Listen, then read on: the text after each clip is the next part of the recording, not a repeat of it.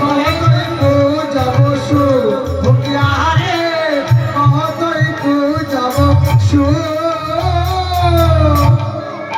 এই যে পয়েন্টটা এসেছে এই পয়েন্টটার মীমাংসা হবে এই গীতা দিয়ে।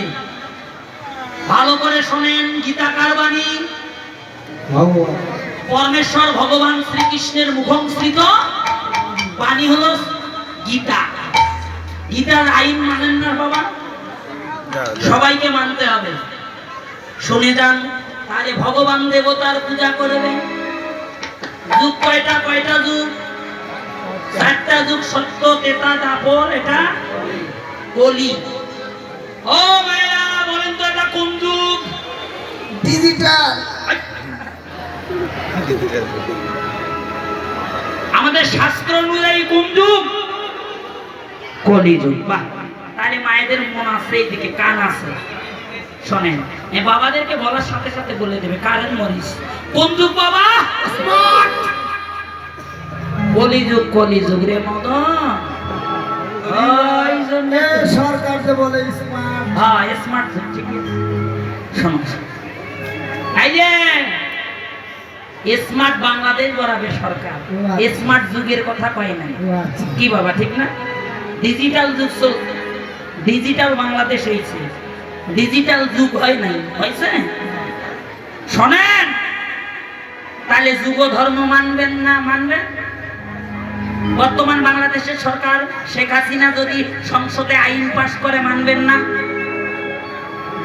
যদি না মানা যায় তাহলে অপরাধ হবে।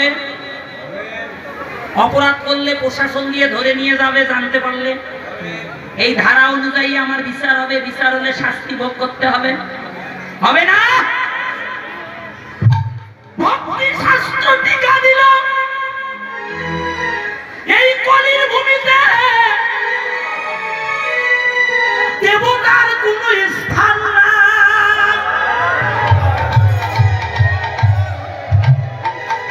এই যে ভেজাল, এখন অনেকের মনে ভেজাল লাগছে, হ্যাঁ?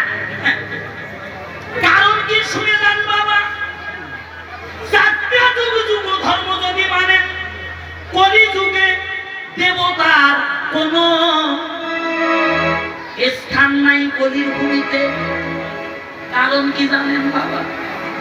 দেবতা তো আর দেবতা নাই, দেবতারাও এই কলিতে এসেছে মানব হয়ে বাবা।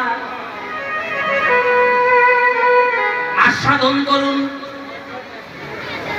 শ্রী শ্রী, আমার মুখের কথা নয়, শ্রী শ্রী গৌর গণদেশ দীপিকা, পেজ নাম্বার 572, স্কন্ধ 3য় স্কন্ধে টিকা দিয়েছে। ব্রহ্মা এসে, এই দেখেন, এই মানব জনককে কেন দেবতার দুর্লভ জনক বলা হয়? ব্রহ্মা ব্রহ্মলোক পরিত্যাগ করল।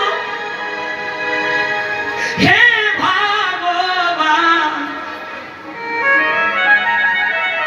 তুমি যদি নিজে কাঙ্গাল হয়ে কলিযুগকে হরিনাম দিয়ে উদ্ধার করার জন্য যেতে পারো, চাই না আমি ব্রহ্মত্ব কেড়ে নাও। তুমি কৃপা করে করুণা করে একবার আমায় কলিতে মানব কুলে জন্ম দাও, আমি যেন তোমার মধুমাখা হরিনাম করে অন্তিমে তোমার চরণ লাভ করতে পারি। ব্রহ্মা এসে হলেন হরিদাস, হনুমান, মুরলীগুপ্ত, নারদ মুনি হয়েছে শ্রীবাস, শিব কৈলাসপতি একটা পা নিচে আর একটা পা উপরে তুলে